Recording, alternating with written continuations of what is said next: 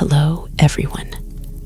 I am the sleep storyteller, and I am here to help you today.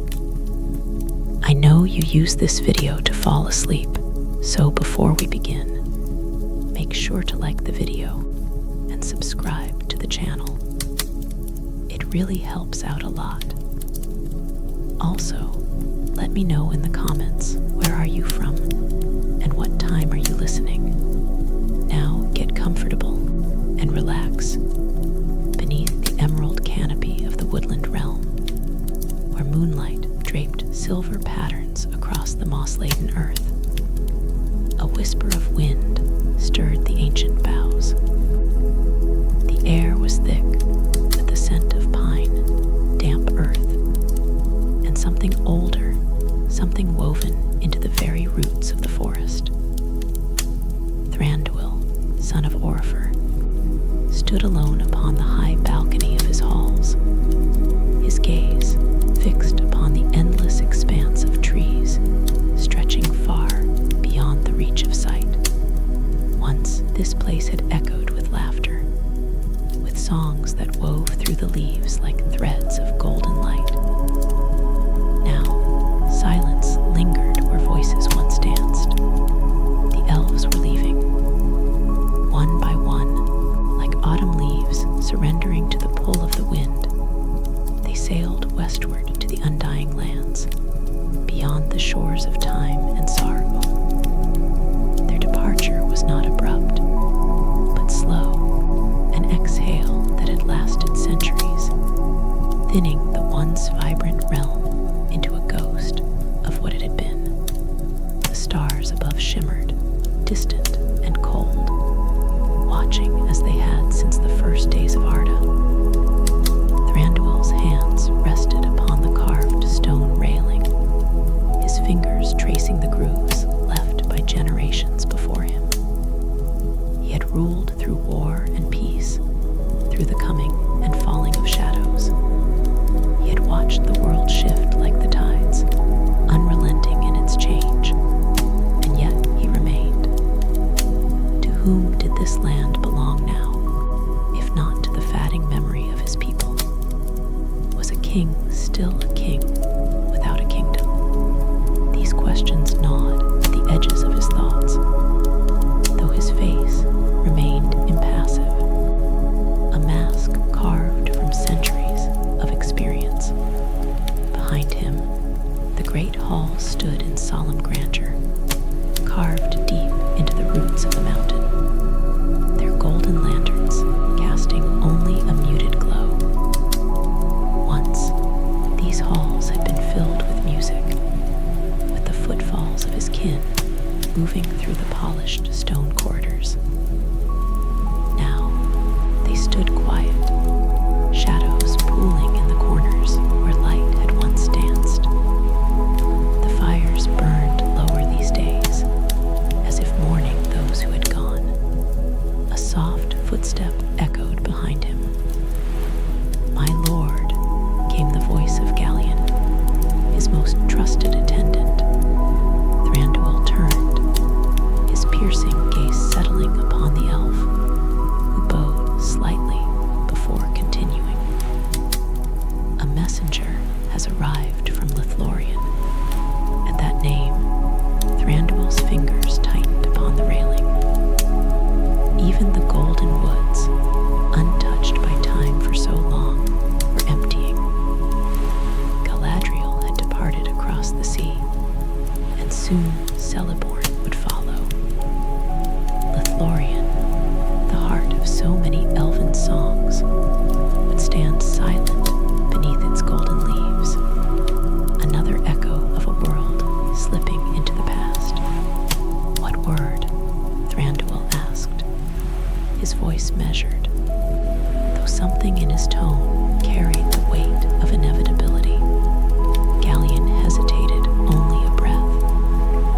"There are whispers of movement in the south, the ruins of Dal Guldur. They stir." A shadow passed through Thranduil's thoughts, as if the trees themselves shuddered at the name. Dal Guldur, the ruined fortress of the necromancer.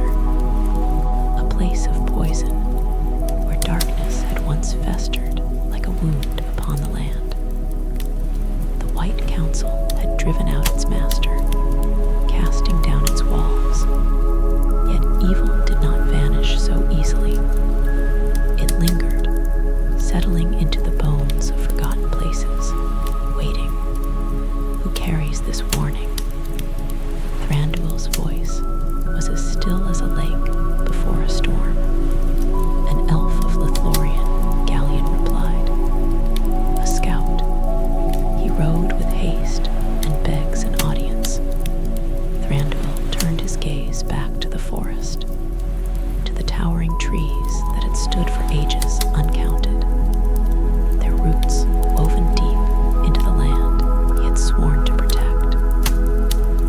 Even if the world moved on without him, even if his kin departed one by one, this forest remained his charge, and he would not let darkness take root here again, not while he still had breath.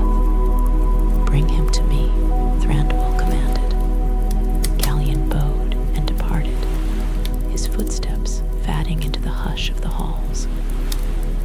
For a long moment, Thranduil stood in silence, listening to the rustling leaves, the distant murmur of the river, and the echoes of voices long gone.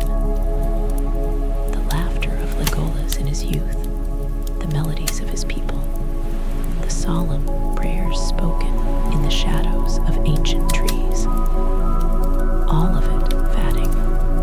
A crisp wind swept through the branches, carrying with it the scent of autumn's coming. As the first stars began to glimmer in the twilight, Thranduil whispered to the trees, to the spirits of those who had walked this land before him. I will not forsake this realm, far beyond the borders of his kingdom, where the ruins of Dal Guldur lay shrouded in mist. Something stirred in the darkness. The hall of Thranduil was vast, carved deep into the heart of the mountain, where the stone walls gleamed under the glow of enchanted lanterns. Their golden light mimicked the last warmth of autumn, though it could not banish the quiet that had settled over the woodland realm. The scent of damp earth and aged wood lingered in the air, mingling with the faint fragrance of pine and oak. This place had withstood the turning of ages, had been a sanctuary against war, a fortress against time. Yet time was creeping in, pressing upon it like ivy upon stone, seeking to reclaim what once stood beyond its reach. Thranduil descended the high steps of his throne, his long robes brushing against the polished floor. He moved with the grace of one untouched by the passing years, though in his gaze lay the weight of centuries. His people called him timeless, yet even the timeless could feel the slow erosion of all they had built. The halls that once rang with song now held only echoes, and the flickering torches cast shadows that stretched like memories against the stone. The doors groaned open, and the elf from Lothlorien entered. He was clad in a cloak stained with travel, his boots damp with the night's dew, and his face bore the exhaustion of long roads and troubled tidings. He knelt before the Elven king, pressing a hand to his chest in reverence, though his eyes, keen as a falcon's, met Thranduil's without hesitation. You bring word from the Golden Wood, Thranduil said, his voice low and steady. A river moving beneath ice. Speak. The scout rose, his expression shadowed. The Lord of Lothlorien lingers still, but not for long. The havens call to him, and soon the woods shall stand empty. The memory of the Galadrim will fade like mist upon the river. His words hung in the air like a prophecy already written. Thranduil did not respond. He had known this was coming. The golden malorn trees would whisper their last songs, and the world of men would rise in their absence.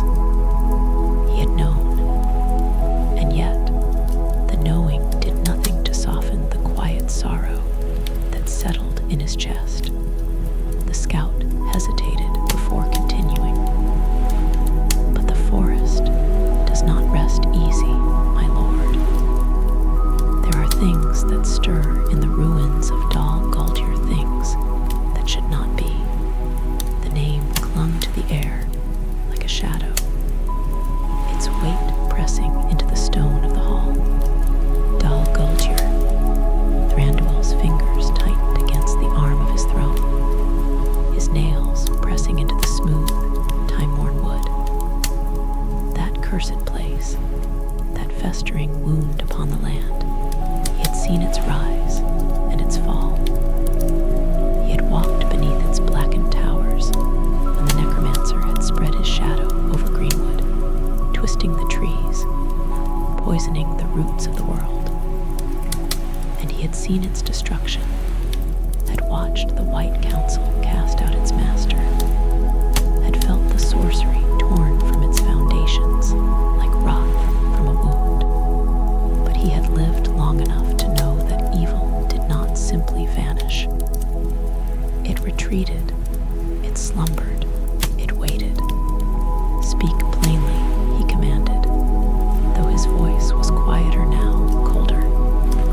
What have you seen? The scout hesitated, his brow furrowed with unease. It is no longer the fortress it once was, he said, his voice laced with something close to reluctance, as if to utter the words was to give them power. The towers have fallen, the stones are shattered, and the halls where the darkness once dwelled are empty. But the land itself, it is restless. The trees do not grow as they should. The earth trembles in the night, as if something beneath it stirs. And the wind, he paused, his gaze flickering toward the high arches overhead. The wind carries whispers, my lord. Whispers that do not belong to the living. A silence settled over the hall, thick as the fog that shrouded Dal Guldur itself. Thranduil said nothing for a long moment. The torches flickered, their flames wavering against the carved pillars, casting shifting shadows that seemed almost alive. He had spent an age fighting the creeping dark.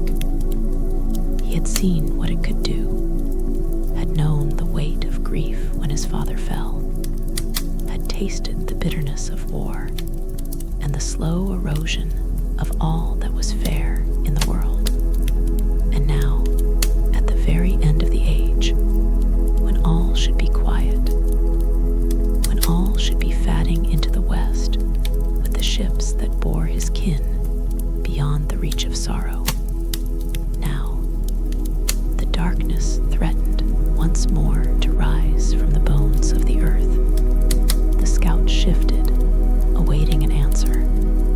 At last, Thranduil exhaled, slow and measured, like the wind before a storm. The dominion of men has begun, he murmured, more to himself than to the elf before him. The Eldar depart, and Middle-earth is left to its fate. That is the way of things. He rose to his feet, his presence filling the hall like the great oaks that stood unwavering against the winds of change. His gaze lifted to the vast ceiling, to the carved trees upon the pillars, their golden leaves forever caught in the frozen embrace of stone. He had ruled this realm for longer than most could remember. He had seen the rise and fall of kings, had stood upon battlefields drenched in blood, had felt the weight of sorrow settle upon him like the first frost of winter. And yet he remained. When all others left, he remained. I will not see my realm fall to shadow again, he said, his voice quiet, but edged with steel. The scout inclined his head. Then you will act. Thranduil's gaze lingered upon the farthest shadows of the hall, where the firelight did not reach. I will act, he said at last, but not rashly. If Dal Guldur stirs once more, then we must know what lingers there. We must tread carefully, lest we awaken something better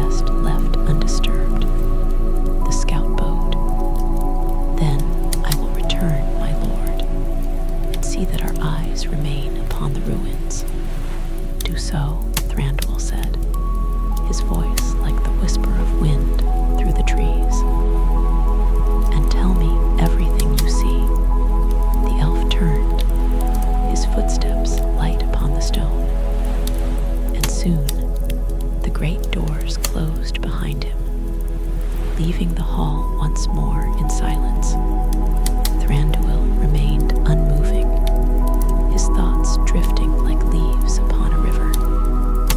The world had changed, and he had endured it all. But for how much longer? He had lived through the fall of kingdoms, had stood at the edge of ruin, and refused to be swept away. He had built walls around his heart, as surely as he had built them around his realm. But even the strongest walls could not hold forever. And deep in the south, beneath the crumbling stones of Dal Guldur, something watched. The hall stood silent long after the scout had departed. Shadows flickered against the carved stone walls, stretching and shifting with the wavering torchlight. Thranduil remained upon his throne, unmoving, his thoughts spiraling through the depths of time. The weight of ages pressed upon his shoulders, not in the way of mortals, who withered under the burden of years, but in the slow erosion of all that was familiar. He had watched the world shift, had seen the unraveling of the Eldar's dominion, the diminishing of their splendor like the last embers of a dying fire. And now, at the very edge of twilight, he found himself a lone sentinel in a world that was no longer his. Beyond the stone walls of his halls, the forest murmured with the restless sigh of wind weaving through ancient boughs. The scent of damp earth and pine filled the air, laced with something more elusive, something that hovered just beyond perception, like a whisper lost between the trees. The great woodland had endured centuries of change, had stood through war and shadow, had bent, but never broken. Yet Thranduil knew the signs of shifting tides, the hush before the storm. A measured footstep echoed through the chamber, slow and deliberate. Thranduil did not turn. He knew who approached before the voice even spoke. "My lord," came Galleon's voice, careful and composed. "You have heard the tidings from Lothlorien. What is to be done?" Thranduil exhaled softly, his gaze still fixed upon the golden leaves carved into the pillars of the great hall. Their frozen embrace mimicked the trees of his realm, enduring, unchanging, untouched by the passage of time. Yet he knew the truth. Time crept forward, relentless as the tide. Even the mightiest trees would fall before the storm. "The world moves on, Galleon," Thranduil murmured, his voice carrying the weight of something deeper, something unspoken. "The tide recedes, and the Eldar with it. Once we stood as lords of these lands, our people flourishing beneath the stars, untouched by the shadow of men or the greed of dwarves. But that time has passed, and I, it seems, am left to watch the end." There was no sorrow in his voice, only quiet inevitability. Galleon hesitated, his expression unreadable. He had served Thranduil for centuries, had stood beside him through war and peace, had witnessed the slow dwindling of their kin. "And yet, my lord, you do not leave," he said carefully.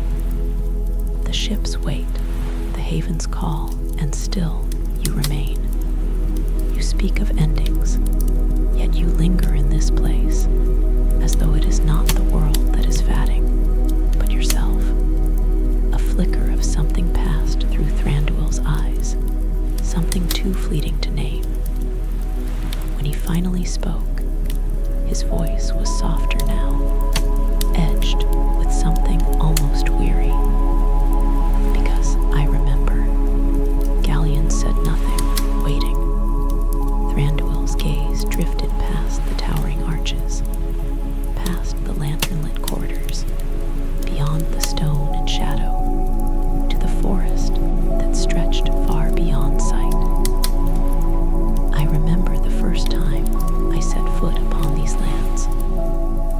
greenwood stretched from the misty mountains to the river's edge, untouched, unspoiled. I remember when my father stood beside me and swore that here we would endure. I remember the first Great War, when we marched to Dagorlad, young and proud, believing that our strength could challenge the tide of shadow. His fingers curled slightly against the arm of his throne. I remember the bodies upon the battlefield, the blood upon my hands.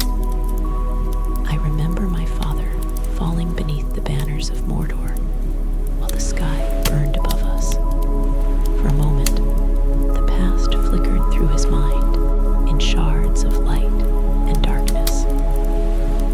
The clash of swords, the thunder of marching orcs, the cries of the wounded, his father's final breath upon the blackened fields, and I remember returning home to a kingdom that no longer felt whole, he murmured, his voice almost lost to the hush of the hall. To a people who looked to me to lead them through the long years of darkness. He lifted his gaze to Galleon then, his expression unreadable. And I did. Through war, through loss, through the slow creeping of shadow into our borders, I remained. If I have remained through all these things, why should I leave now? Galleon studied him for a long moment, his eyes heavy with thought. Then he inclined his head slightly, as though in reverence. Because the world has changed, my lord, and even the strongest trees must bow before the storm, lest they be broken by it. Thranduil was silent, his gaze fixed upon the distant torches lining the farthest reaches of the hall. Their golden light flickered, wavered, like stars upon a darkened sea. When he finally spoke, his voice was quieter now, yet no less resolute. Then let it break me, if it must, but I will not leave. Galleon held his gaze a moment longer, searching for something, some flicker of doubt, some hesitation. He found none. At last, he inclined his head once more, understanding. Then, what would you have us do? Thranduil straightened slightly, his presence shifting once more into that of a king. The sorrow, the contemplation, they had no place now. What remained was cold resolve. Send scouts to Dol Guldur, he commanded. If the shadow stirs, I would see it with my own eyes before I act, and double the patrols along our borders. The world may change, Galleon, but our duty remains. So long as I am king, the woodland realm shall not be left unguarded. Galleon nodded, stepping back. It will be done. His departure was swift and silent, vanishing into the shadows of the hall like a ghost, slipping through the veil of night. Thranduil remained seated upon his throne, his gaze lingering upon the great carvings that lined the walls, the twisting patterns of gold and silver that told the stories of ages past. Each line, each etching, was a memory, a reminder of what had been. Outside, the forest whispered, the wind stirring the canopy above. Once, he had believed the world immutable, that the stars above would shine unchanged for all eternity. But even the stars had shifted. The world beneath them had moved, bent, fractured, and yet he remained, far beyond the borders of his realm. The ruins of Dol Guldur stood in silence. The stones lay broken, forgotten.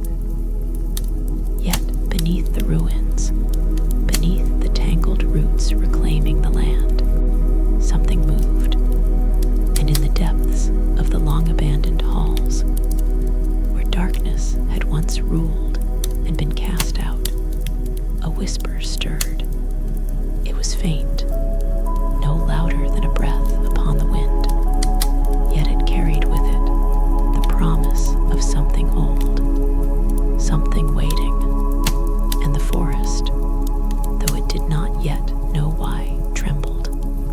The night deepened over Urin Lascalin, its vast canopy a river of darkness, speckled with the pale glimmers of stars. The forest stood in solemn stillness, its towering trees keeping silent watch over the woodland realm. The air was thick with the scent of pine, fallen leaves, and damp earth. But there was something else as well, something older, something that clung to the wind like a whisper lost between time and memory. It was the hush of waiting, a silence not of peace, but of something unseen, stirring just beyond the reach of knowing. Beneath the vaulted halls of his fortress, Thranduil sat within his private chamber. The dim glow of lanterns, casting shifting shadows upon the polished wood and stone. It was a place of quiet contemplation, a sanctuary carved from the bones of the land itself. A great tapestry hung upon the wall before him, woven with the image of greenwood as it had once been, untouched by war, golden leaves unfurling in an eternal summer, the waters of the enchanted river gleaming silver beneath the moon. His sharp gaze traced the intricate weave, following the golden threads as though seeking something within them, something lost. He did not turn as the door behind him opened, nor did he need to. Galleon's measured steps told him all he needed to know. "They have returned," Galleon said, his voice quiet, yet the weight of his words carried through the chamber. Thranduil exhaled softly, his gaze unmoving. "And they bring troubling news." At last, Thranduil turned.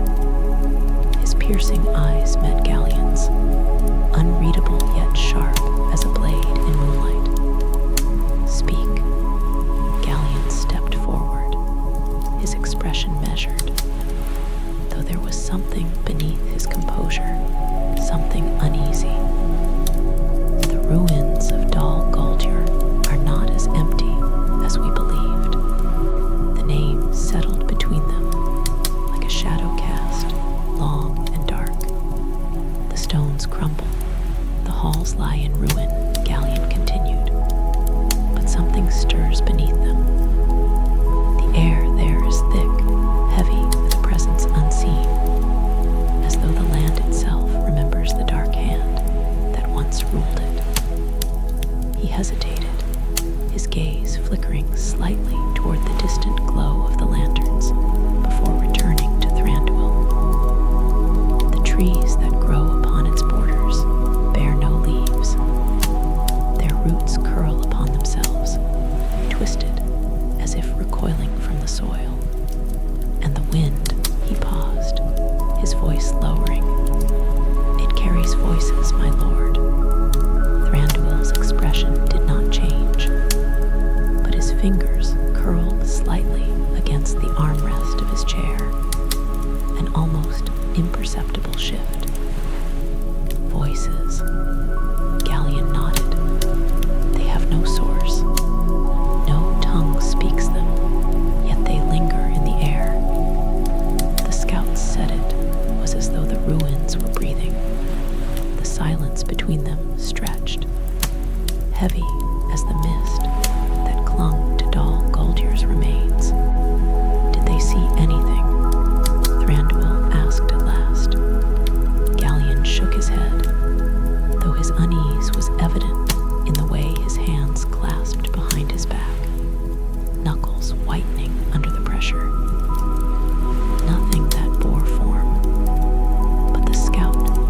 ventured closest described a presence. He said it was as though something was watching him.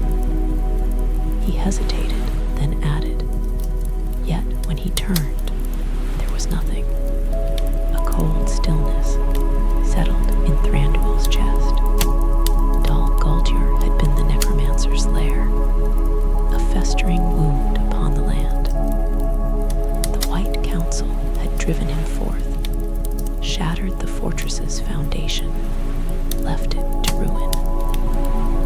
And yet, ruin did not always mean death. Darkness did not simply fade, it lingered.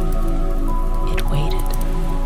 Thranduil rose to his feet, his robes shifting with the graceful movement. The air in the chamber seemed colder now, though no wind stirred its depths. He turned his gaze to Gallion, his voice quieter, colder. Do you remember the first days of the shadow? Gallion did not answer immediately, but he did not need to. They both remembered. It was subtle at first, Thranduil continued, his voice carrying the weight of memory.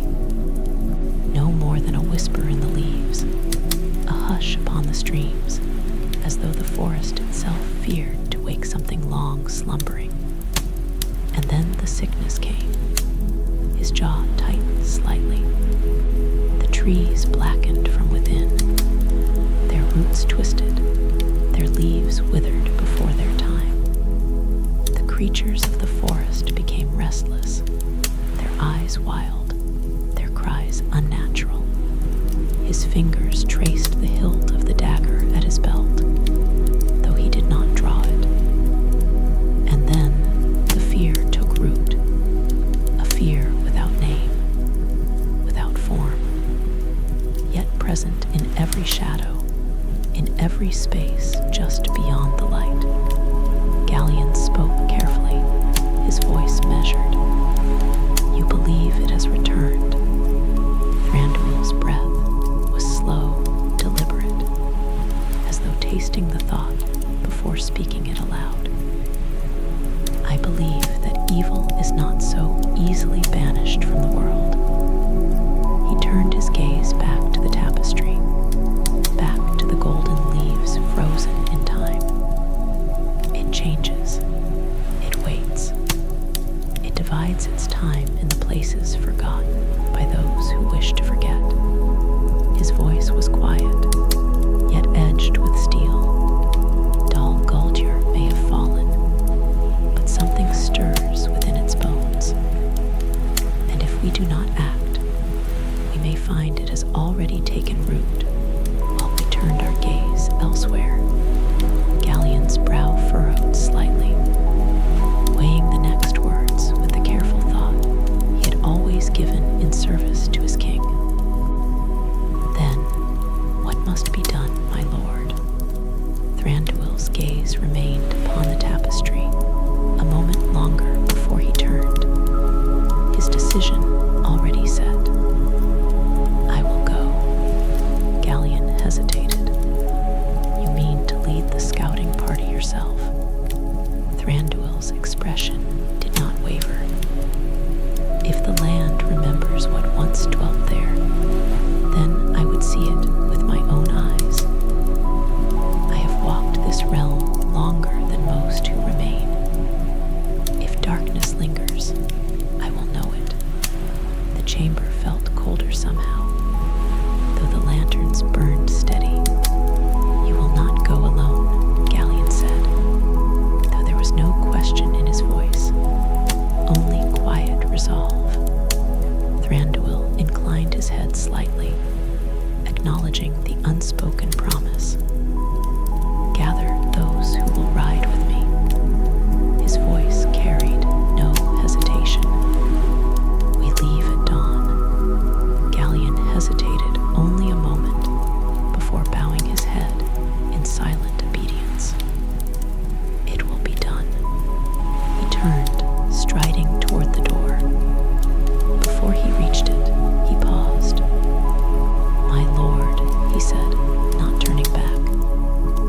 fear what you will find there."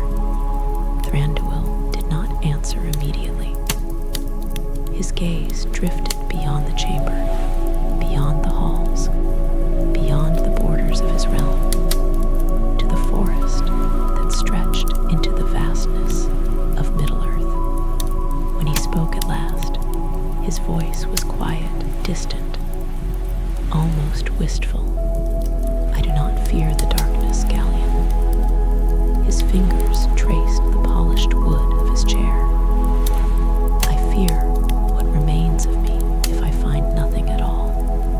Gallion said nothing more, only bowed his head and disappeared beyond the doors, leaving Thranduil alone with his thoughts. Outside, the night stretched long, the wind weaving between the trees like a whisper between ages. And in the distance, where the ruins of Dal Guldur lay beneath the shifting mist, the silence was no longer empty. Something had changed, and though it had not yet spoken, it was listening, and it would not wait forever. The dawn was pale and cold, its golden light struggling through the dense canopy of Urin Lascalin. Mist clung to the forest floor, curling between the ancient trunks like fingers grasping at the waking world. It was the kind of morning that whispered of distant winters, even as the last remnants of autumn lingered in hues of amber and russet upon the branches. The hush that stretched over the woodland realm was not the stillness of peace, but of anticipation, of something unseen waiting beyond the horizon of knowing. At the threshold of the forest, beneath towering oaks that had stood since the first age, Thranduil waited. He was clad in a robe of midnight blue, its silver embroidery winding in delicate patterns like trailing vines. His long hair, pale as starlight, was unbound, flowing freely over his shoulders. Upon his brow sat a slender circlet of silver, its form subtle yet unmistakably regal. He stood with a stillness that was not idleness, but awareness, listening, not only with his ears, but with something deeper, something woven into the marrow of all elves. Behind him, his warriors had gathered. They were few in number, a mere handful of his most trusted. For this was not a march to war, but an errand of knowledge. Each stood tall and silent, their fair faces composed, their weapons sheathed yet ready. Their steeds, pale and swift, waited patiently, their breath rising in soft clouds against the morning chill. There was no need for words among them. They all understood the weight of the path ahead. Gallion stood beside Thranduil, his expression unreadable, though something flickered in his eyes, something quiet, but not hesitant. He was a practical elf, bound more to duty than to sentiment. Yet even he could not ignore the sense that this journey was not merely one of distance, but of purpose. "My lord," Gallion said at last, breaking the silence, "there is still time to reconsider." His voice was careful, though not without sincerity. "This road leads not only to shadowed lands, but to the past. And the past has a way of demanding its due." Thranduil turned his gaze toward him, his eyes sharp as tempered steel. "The past is never silent, Gallion," he said. "It lingers in the stones, in the trees, in the very air we breathe. You speak as if it is a thing one may turn away from, as if it is a door that may be closed.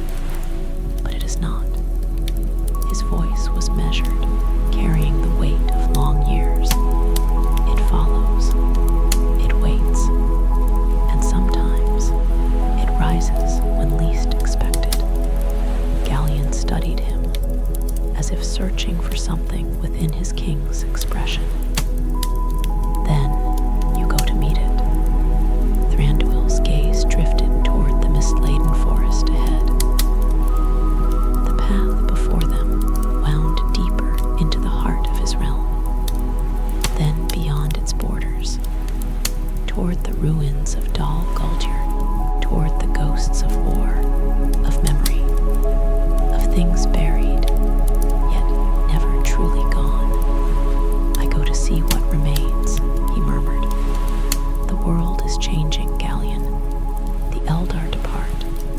The land shifts beneath our feet. And yet, there are things in Middle-earth that do not change. Shadows that linger. Echoes that refuse to fade. He turned back to his attendant, his voice quieter now, though no less resolute. I would know if this is one of them. Galleon inclined his head slightly, understanding in his gaze. Then, may the stars watch over you, my lord. Thranduil stepped forward, placing a hand upon the flank of his steed. The beast was tall and strong, its coat the color of moonlight, its dark eyes intelligent. With a single fluid motion, Thranduil mounted, his movements effortless. His warriors followed suit, their preparations swift and silent. There was nothing more to be said. The path had been chosen. The ride through the forest was quiet, save for the soft rhythm of hooves upon the leaf-strewn earth. The mist clung to them as they moved, swirling in their wake like the remnants of forgotten dreams. The trees here were old, their trunks bearing the scars of time, their roots twisting through the soil like veins of some slumbering giant. The light that filtered through the canopy was pale and uncertain, shifting in patterns that seemed almost deliberate, as though the forest itself was watching. For a time, there was only the journey, the steady breath of the horses, the distant call of a bird that sounded strangely out of place in the hush. But as they rode deeper, the silence began to change. It was subtle at first, no more than a shift in the air, a tension that could be felt rather than heard. The forest, which had always been alive with sound, the sighing of wind, the whisper of leaves, the murmur of unseen streams, had begun to still. It was not the peace of an untouched glade. It was the hush of something waiting. Thranduil slowed his steed, lifting a hand. His company obeyed without question, drawing to a halt. The mist had thickened here, rolling between the trees like a living thing, veiling the land ahead in a shroud of uncertainty. Thranduil did not speak, but he did not need to. The others felt it too, the weight in the air, the way the very ground seemed to hold its breath. One of the warriors, a tall elf with keen eyes and hair dark as the depths of the forest, shifted in his saddle. "My lord," he murmured, his voice low, cautious. "Something is wrong." Thranduil did not answer immediately. Instead, he closed his eyes, reaching out not with sight nor with sound, but with something deeper. He listened not to what was there, but to what was missing. And then he understood. The wind had stopped, not merely slowed, not merely changed direction. It had ceased entirely. The trees did not stir. The leaves did not shift. The mist did not part. The air was utterly, completely still. A stillness that was unnatural. A stillness that did not belong. Thranduil opened his eyes. His voice was calm, yet edged with something deeper. We do not ride forward blindly. Without hesitation, the company dismounted. Their movements were fluid, silent. The horses, too, sensed the change, their ears flicking, their breath heavy, though they made no sound. The warriors spread out, their hands resting lightly upon their blades, though no weapon had yet been drawn. And then, just at the edge of sight, beyond the thickening mist, there was movement, a flicker there and gone. Not a shape, not a form, but a shift in the air itself, like the space between one heartbeat and the next. Thranduil's fingers brushed the hilt of his sword. The past, it seemed, had not remained behind. It had come to meet him.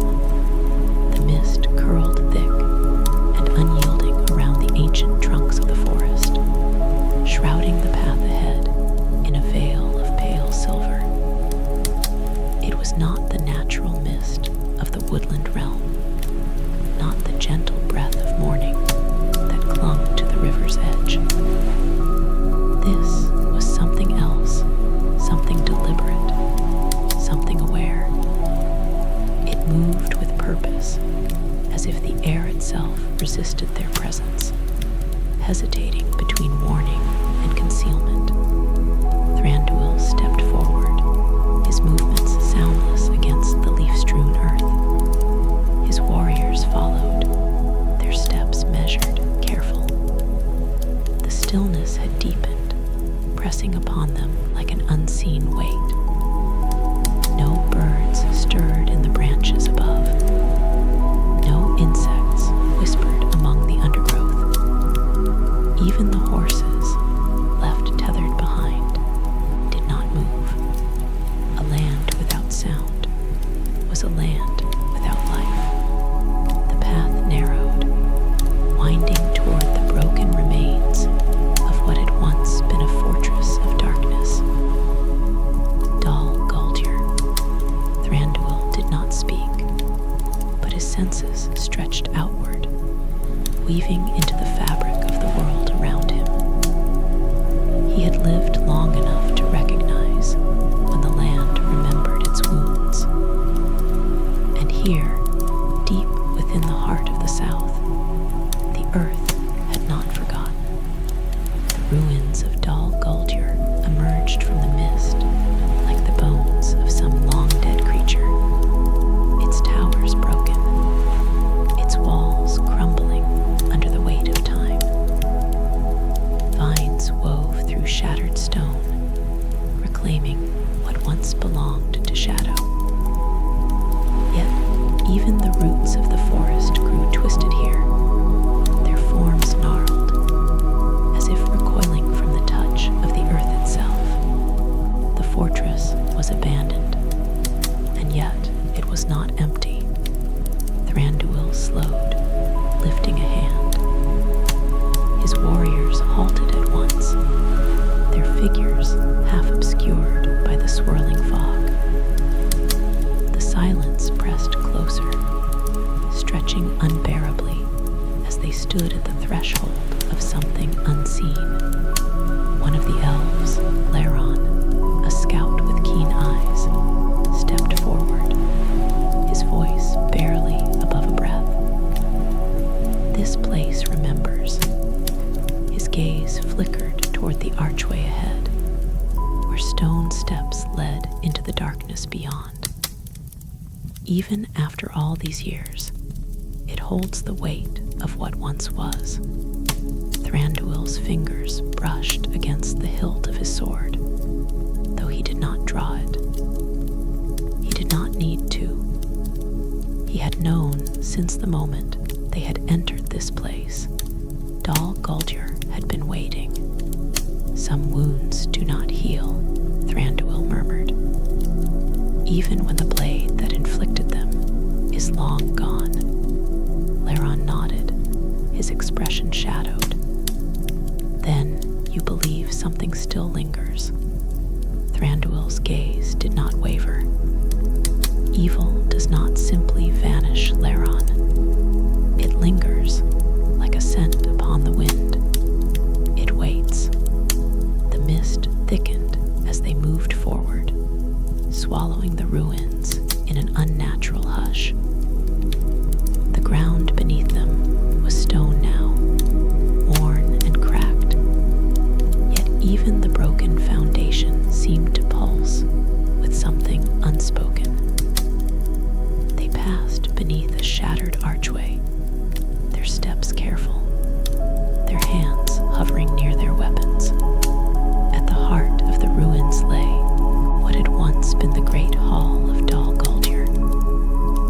Once, it had been a throne room, a place of dark counsel, where the necromancer had woven his whispers into the minds of the weak. Now, it was little more than a hollowed ruin, its ceiling half collapsed, its pillars leaning like weary sentinels against the weight of time. Yet something lay at its center.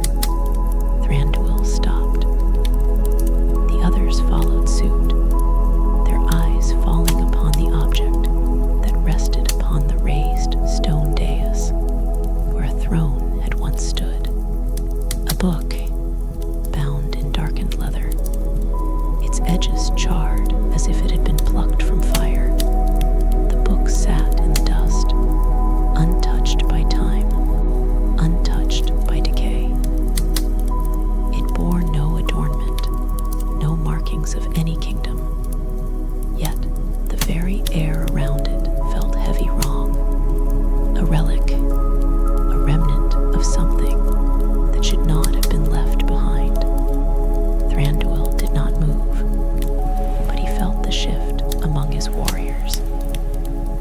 They, too, sensed it, the wrongness, the quiet hum of something waiting within its pages. Gallion stepped closer, though not too close. His voice was low, wary.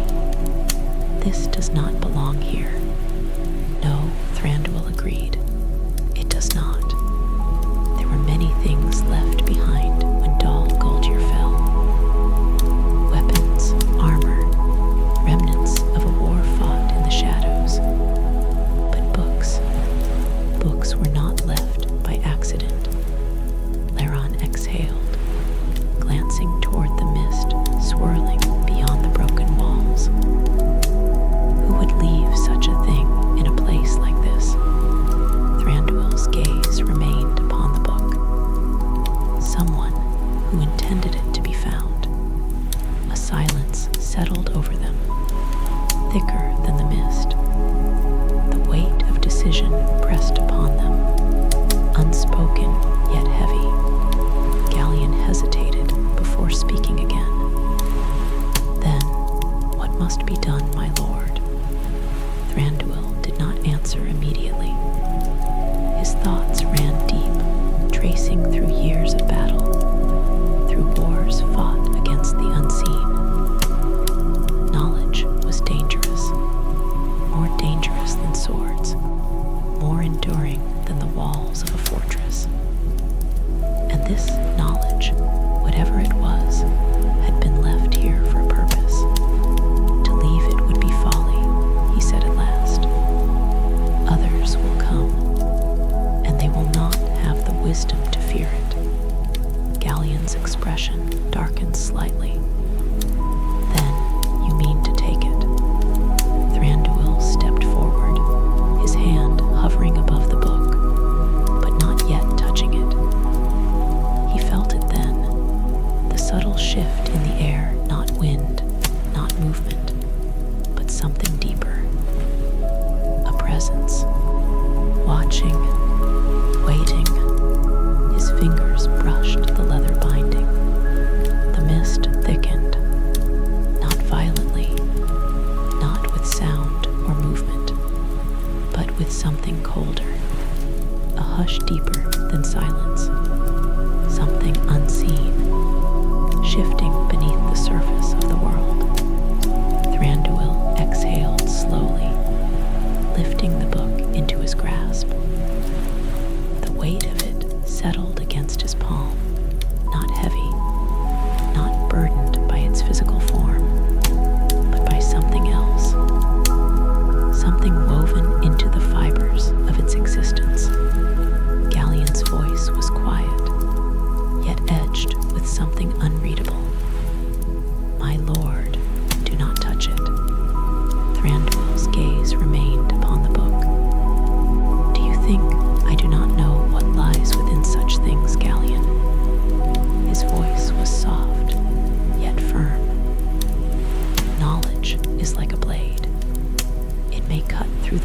dangerous, but it may also wound the hand that wields it.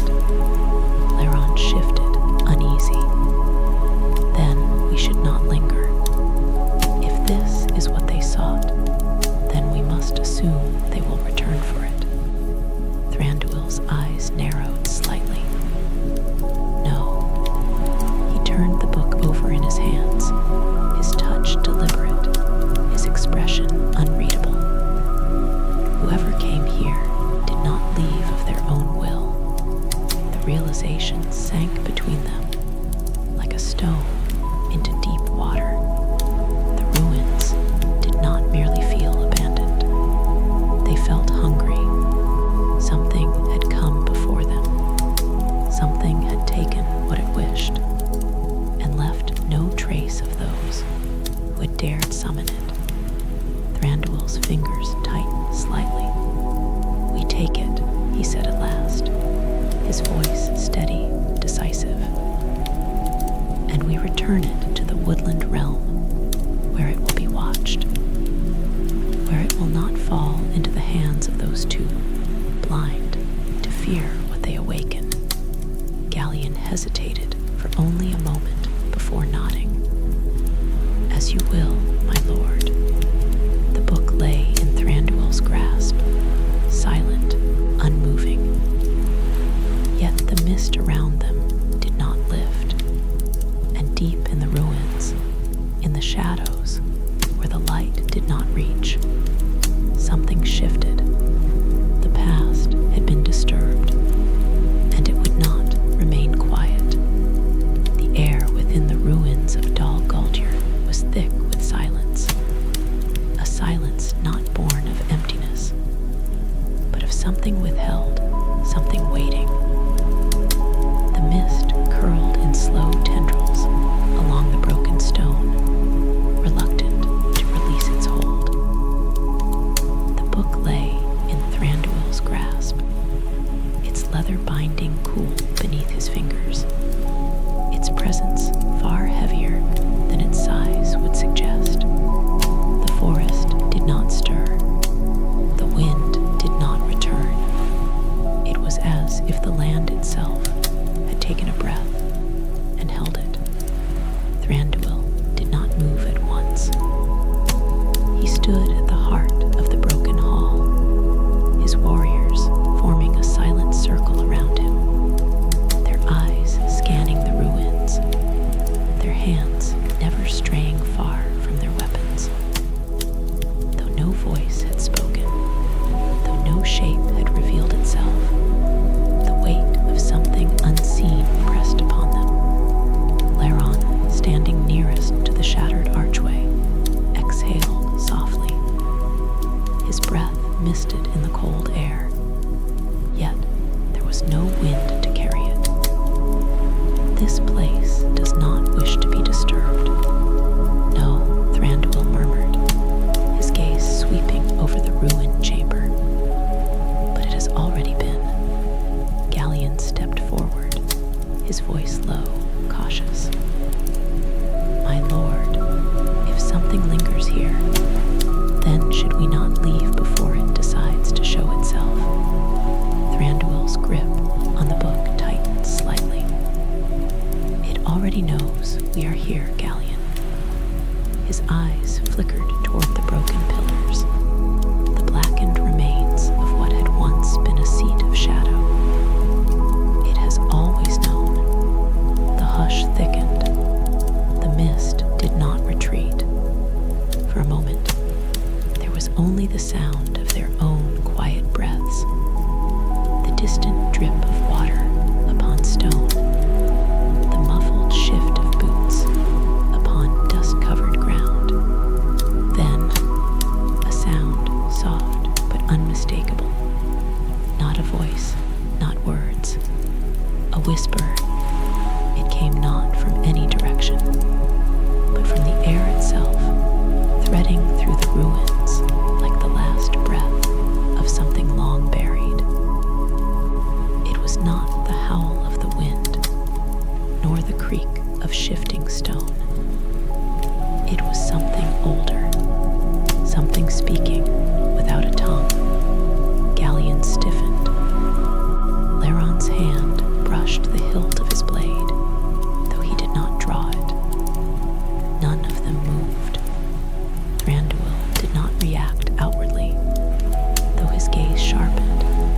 piercing through the swirling mist. The past has woken. No one asked what he meant. They did not need to. The book in his grasp remained still. Yet the air around it was different now, charged with something unseen, something reaching. Thranduil turned, his voice calm, composed. "We leave." There was no hesitation. The warriors moved in perfect synchrony, their steps swift and silent as they exited the ruined hall. Their presence had already lingered too long. They would not tempt fate further. As they stepped beyond the broken archway, the forest loomed ahead, its towering trees swallowed by mist. The path back to their steeds was narrow, winding through what had once been courtyards of stone, now choked by roots and time. The hush followed them. Every step felt measured, deliberate, as if they were being counted by something unseen. Thranduil moved with purpose, his hold upon the book unwavering. He did not look back. Looking back was to acknowledge the thing that watched. Looking back was to invite it to follow. His warriors understood. None of them turned. The ruins faded behind them, vanishing into the mist. But the weight of their presence did not lift. Even as the trees closed around them, even as the ground softened from stone to damp earth, the silence did not break. It was Gallion who finally spoke, though his voice was quiet. "Do you feel it, my lord?" Thranduil did not slow his pace. "Yes." "It follows." "Yes." Gallion's expression darkened, his gaze shifting toward the path behind them. There was nothing there, only the mist, only the trees, only the shadows that had always lived beneath the forest's boughs. Yet he knew better than to trust what the eye did not see. The journey back to their steeds was not long, yet every moment stretched beneath the weight of unseen eyes. Even the horses, trained to be fearless, stood tense, their ears flicking, their breaths unsteady. Thranduil reached his mount first, securing the book within the folds of his cloak. As he swung himself into the saddle, his warriors followed suit. There was no need for command, they knew. They rode. The trees blurred past them, their towering forms slipping away like sentinels turned to mist.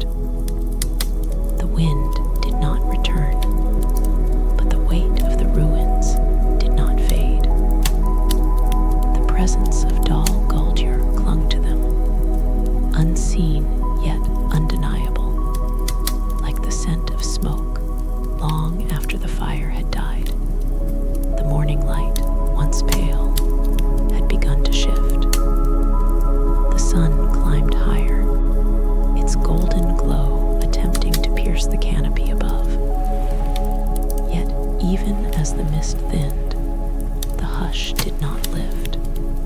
Thranduil felt the book pressing against his chest, a presence in its own right, not abandoned, not forgotten, left to be found. Gallion rode beside him, his expression unreadable, though his thoughts were clear in the way his fingers curled against the reins. At last, he spoke. "My lord, do you believe this was meant for you?" Thranduil did not answer immediately. His gaze remained forward, upon the path winding back toward the heart of his realm. Finally, he said,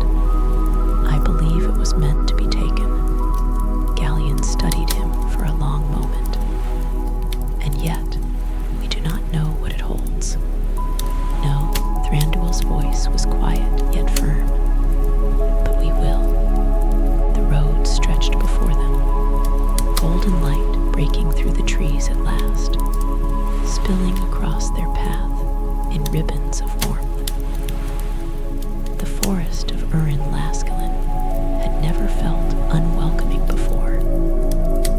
It had always been a living thing, a place of song, of memory, of breath and earth and sky. Yet as they rode, the weight of Dal Guldur remained with them, trailing behind like a shadow that refused to break. And though they had left its ruins behind, Thranduil knew one thing with certainty. They had not returned alone.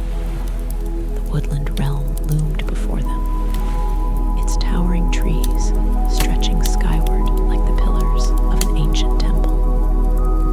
The golden light of the afternoon sun filtered through the canopy, painting the forest floor in shifting hues of amber and green. Yet, for all its beauty, there was an unnatural stillness beneath the boughs. It was not the peaceful hush of the deep woods, nor the quiet of a land at rest. It was the weight of something carried from the ruins of Dal Guldur, unseen, yet inescapable. Thranduil felt it pressing against him, woven into the fabric of the air itself. The book remained secured within the folds of his cloak, its presence cold, though it bore no frost. It did not pulse with power. It did not whisper in the language of curses or forgotten tongues. And yet, it was their asterisk, watching, waiting, as they rode through the heart of the woodland realm. The guards at the gates of Thranduil's halls bowed deeply, though their keen eyes flickered toward the bundle hidden within their king's cloak. They did not question. Their duty was not to know, but to guard, and they had long since learned that some burdens belonged only to their ruler. Dismounting, Thranduil handed the reins of his steed to a waiting attendant before striding into the vast halls that had stood for centuries, carved deep into the mountain's embrace. His warriors followed in silence, their presence a shield against whatever lingered unseen. The passageways were dimly lit, the golden glow of lanterns casting elongated shadows along the polished stone. They descended, downward, beneath the great halls where feasts had once been held. Down, past the corridors where elven voices once sang, where footsteps once danced in celebration beneath the light of the stars. Down, where the weight of years lay heaviest, where the world above became distant, and the stone itself seemed to hold the whispers of forgotten things. At last, they reached the lower chambers. These halls were rarely tread, known only to the few who had guarded the kingdom since the elder days. The air was cool, untouched by the warmth of the sun, thick with the scent of aged parchment and polished wood. Here, within the heart of the mountain, time did not pass as it did above. Here, knowledge slept. Here, things meant to be forgotten were kept beneath watchful eyes. Thranduil stepped into the chamber at the very end of the passage. A single lantern flickered upon an iron stand, its glow dim, hesitant. The walls were lined with shelves of ancient scrolls, tomes bound in leather, relics of a world that had begun to fade long before the firstborn had taken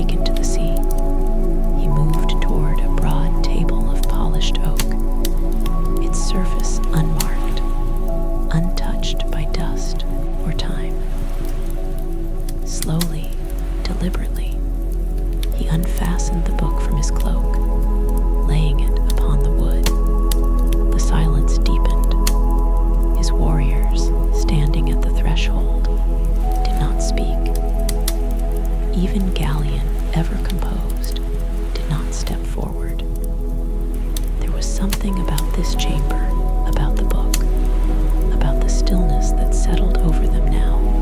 It was not fear, nor was it caution.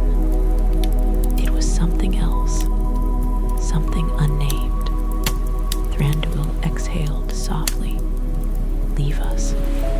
Galleon hesitated only a moment before bowing. "As you will, my lord." Without another word, the warriors withdrew, their steps near soundless against the stone. The heavy doors groaned as they shut, sealing Thranduil within the chamber. Alone, he stood for a long moment, studying the book where it lay upon the table. It did nothing. It did not move. It did not breathe. And yet he felt it. Slowly he reached forward, his fingers brushing the edge of its charred cover. The leather was rough, uneven, worn by time, yet untouched by decay. He traced the faint remnants of symbols along its spine, symbols that did not belong to elves, nor men, nor dwarves. They were older, much older, a warning or a seal. At last, he opened it. The pages, though blackened at the edges, remained intact. They were brittle, yet did not crumble beneath his touch. The script was written in ink, so dark it seemed to drink the light. Each line sharp, deliberate, precise. The language was not Elvish. It was not a tongue spoken in the West. It was older. Thranduil's eyes moved over the lines, and though he did not speak the words aloud, he understood. Not in the way one understands language, but in the way one understands a storm when it gathers upon the horizon. This was no record of history. This was no collection of knowledge.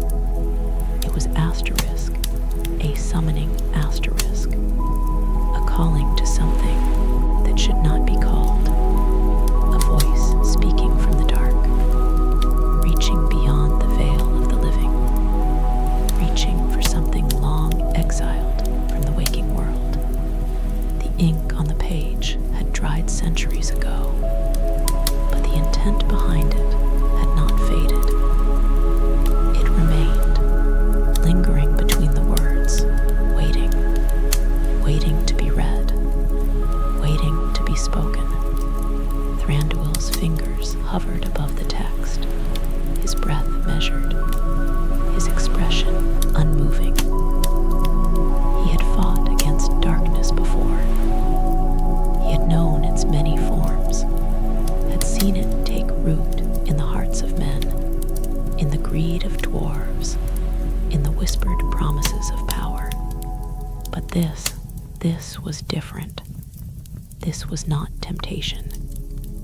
This was asterisk hunger, asterisk.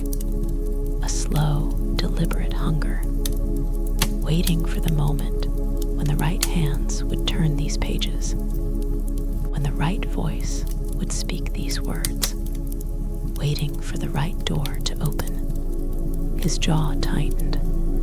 Without hesitation, he slammed the book shut. The lantern flickered. A shudder passed through the chamber, not through the walls, not through the air, but through something deeper. The book did not move, and yet the silence within the room changed. Thranduil exhaled, his breath steady, controlled. He reached for a length of silk, wrapping the book within its folds before lifting it from the table. He would not leave it here, not where prying hands might find it, not where it could whisper to those foolish enough to listen. This knowledge would not be shared, not with the council, not with the wise, not with the world. There were things that should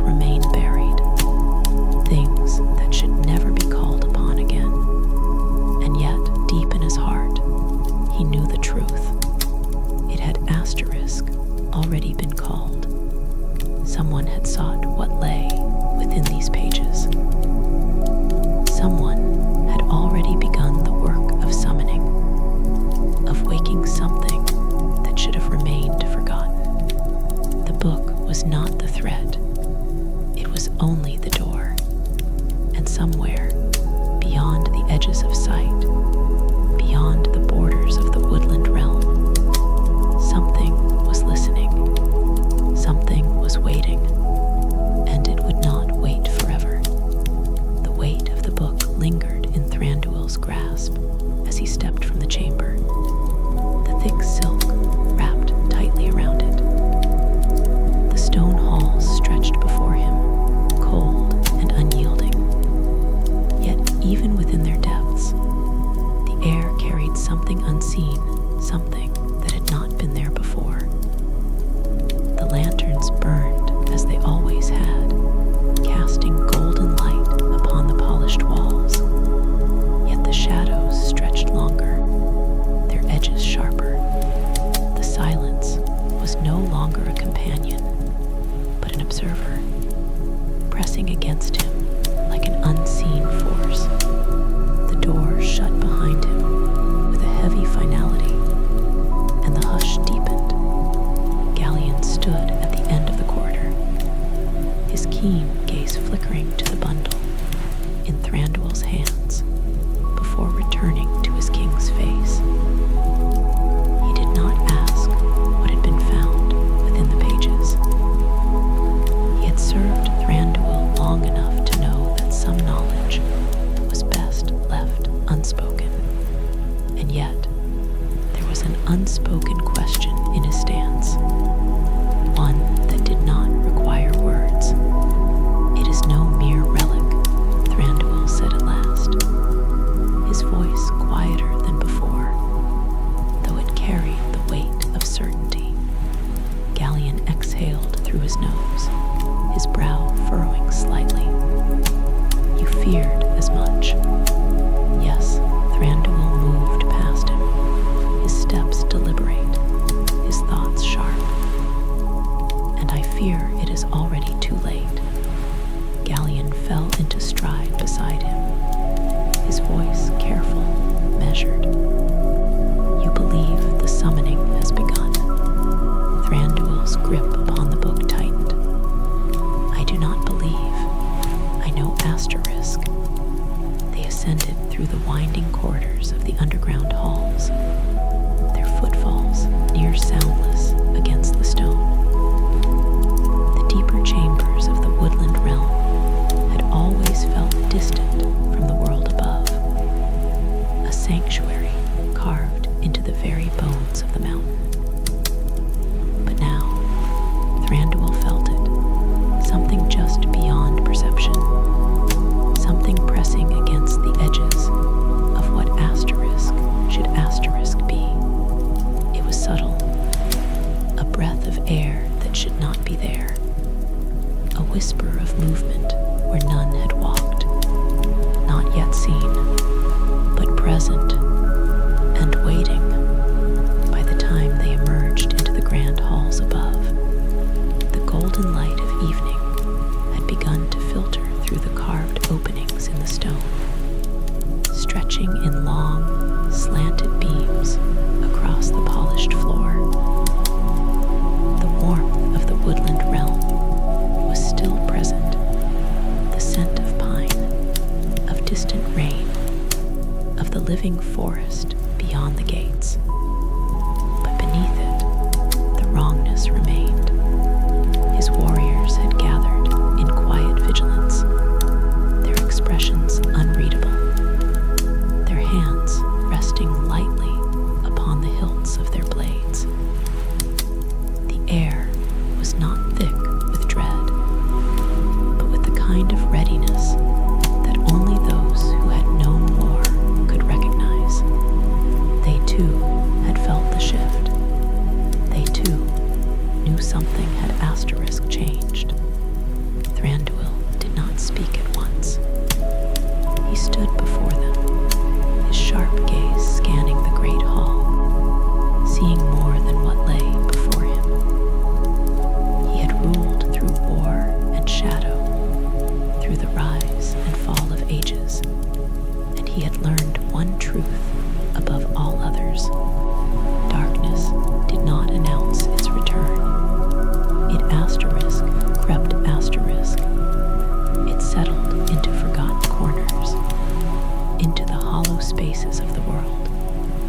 weaving itself into the silence between heartbeats.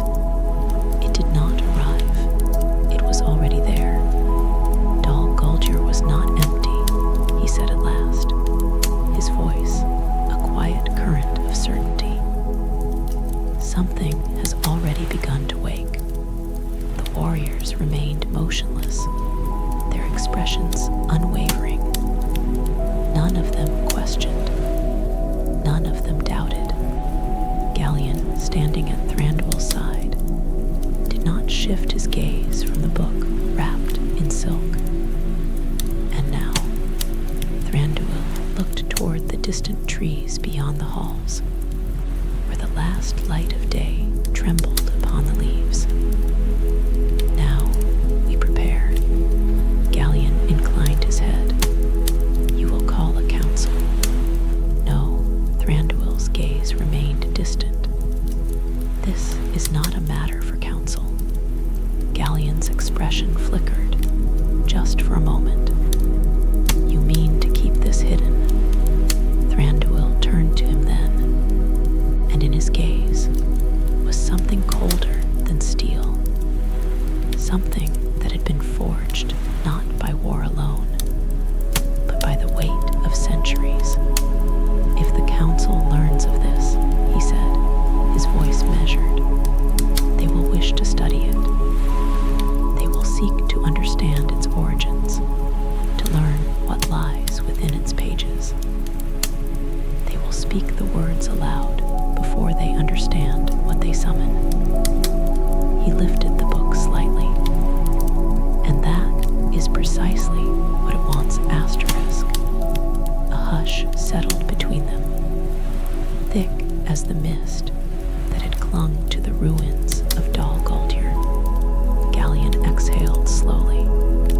Then you mean to contain it? Yes, and if it cannot be contained, Thranduil did not look away. Then we destroy it. The silence in the hall deepened. It was an answer that should have been simple. Destroy it asterisk. Burn it. Cast it into the deepest depths of the world, where no hands could ever reach it. But they both knew the truth. Some things could not be destroyed so easily.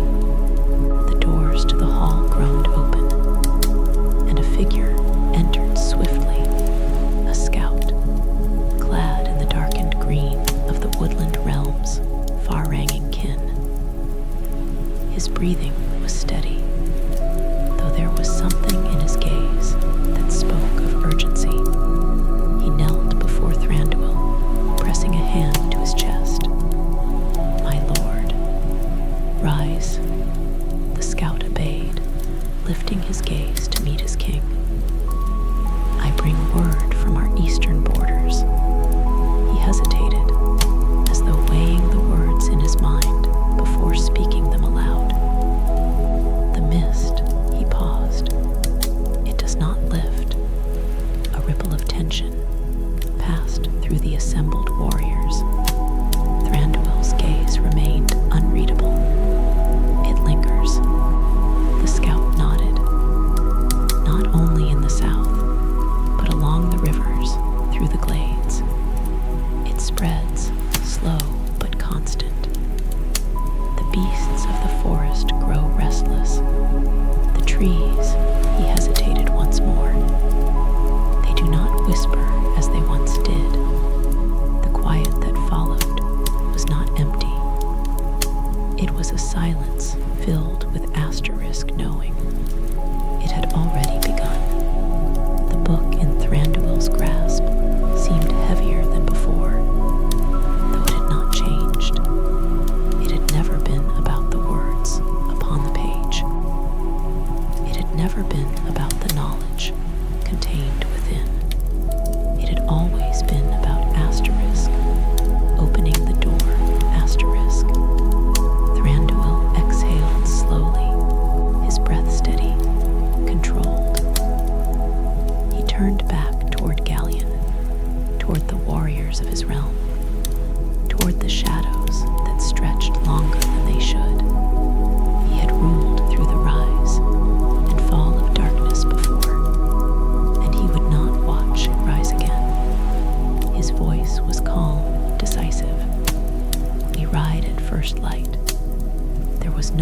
hesitation. The warriors bowed their heads in understanding. Galleon's expression was grim but resolved, and beyond the halls, beneath the shifting boughs of the woodland realm, the mist moved, not as wind, not as breath, but as something that Asterisk watched and waited. The night stretched long over the woodland realm, its ancient trees standing in solemn vigil beneath a sky veiled in clouds. No stars shone through the shifting mist. No wind stirred the golden leaves. The hush that had crept from the south now pressed against the heart of Thranduil's kingdom, winding through the hidden paths, curling along the riverbanks, whispering through the unseen spaces between the trees. It was no longer merely Asterisk present. It was spreading. Thranduil stood upon the high balcony of his halls, his gaze turned toward the darkened forest. His hands rested upon the carved stone railing, but his thoughts lay elsewhere, tracing the threads of past and future, measuring the weight of what had already been set into motion. The book remained wrapped in silk, secured deep within the vaults beneath the mountain, locked away where no hands but his own could reach it. But he knew that did not matter. It was not the pages that held the danger. It was not the ink that carried the shadow. It was the Asterisk call it had sent into the world. And something had Asterisk heard Asterisk. Galleon approached, his footsteps careful, though not hesitant. Thranduil did not turn. "My lord," Galleon said quietly, "the warriors are ready. They await your command." Thranduil exhaled softly, his breath misting in the cold air. He had ruled this land for longer than most could remember. He had seen the rise and fall of kingdoms, had stood upon battlefields where the air had burned with the scent of death and the cries of the dying. He had watched the long ebb of the Eldar, their departure stretching across centuries, thinning his people like leaves before the autumn wind. And yet, he had Asterisk remained. He would Asterisk always remain. "Then we ride," he said at last. Galleon inclined his head, but he did not move. There was a weight in his expression, a question that had not yet been spoken. Thranduil turned to him then, his sharp gaze piercing through the half-light of the chamber. "Say what you will, Galleon." The other elf hesitated only a moment before speaking. "You have fought against darkness before, my lord. You have known its many faces." He paused. "Does this feel the same?" Thranduil did not answer at once. No, it did not. The wars of old had been battles fought in shadow, yes, but they had been battles against things that could be seen Asterisk, against creatures that could bleed. This was different. This was Asterisk whispered into being. This was something that did not yet wear a form, something that moved between the spaces of what was and what had been, and it was still waiting. At last, Thranduil spoke. His voice was quiet, steady, but there was something colder beneath it. "This is not a war, Galleon." He turned his gaze back toward the mist-laden forest, his fingers pressing slightly against the stone railing. "Not yet." Galleon nodded, though his expression remained troubled.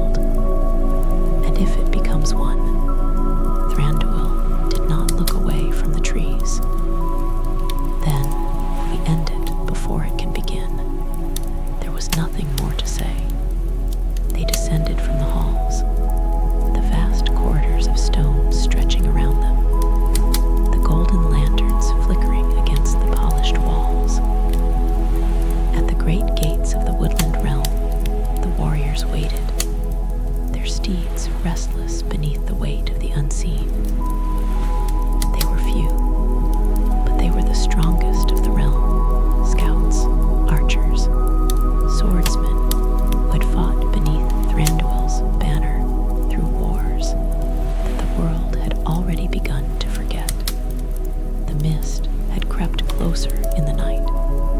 The forest, once alive with sound, was silent.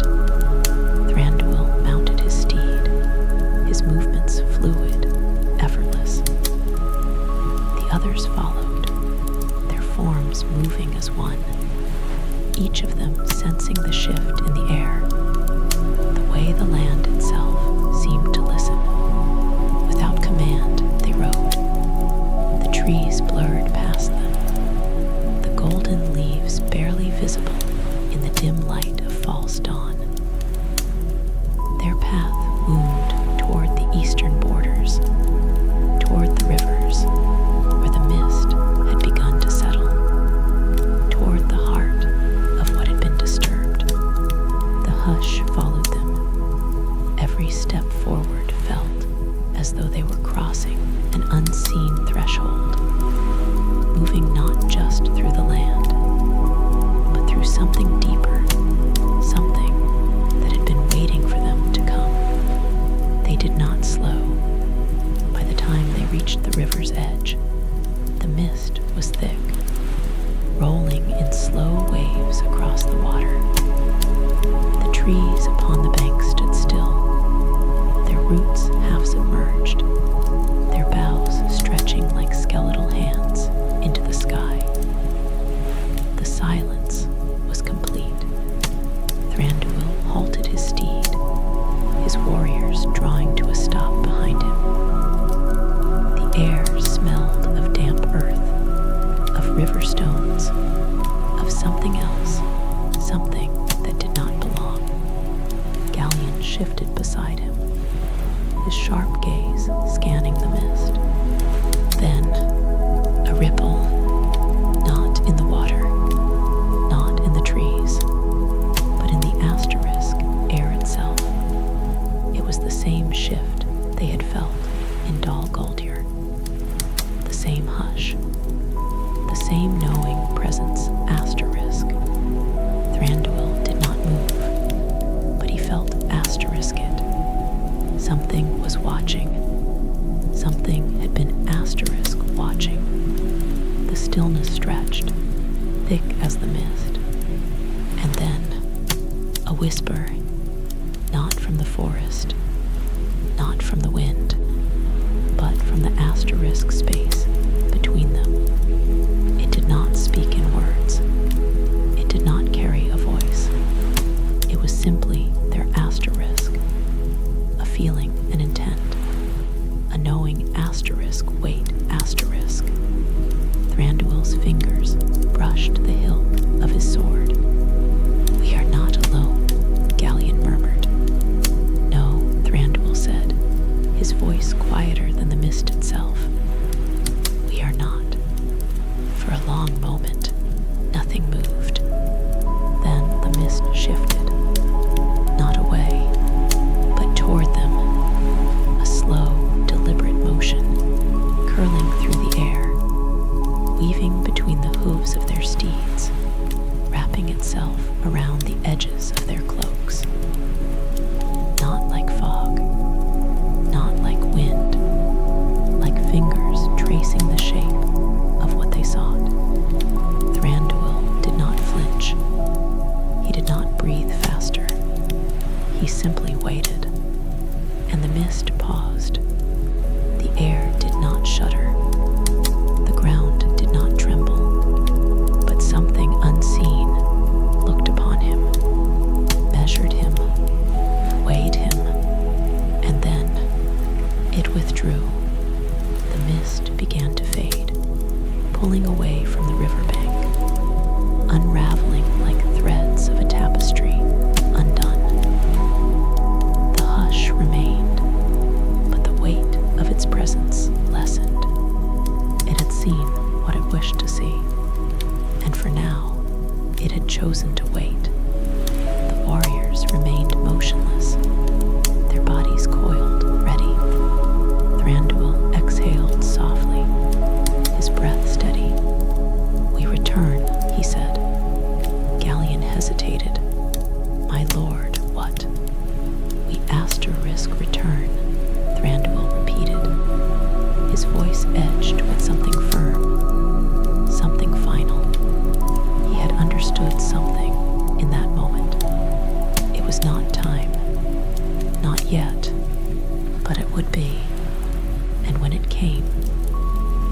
thing that watched them chose asterisk to rise from the silence. It would not be through war, or steel, or battle cries. It would be through the whisper of old words, through the voice of something summoned, through the knowledge already set loose into the world. Thranduil turned his steed back toward the woodland realm. The others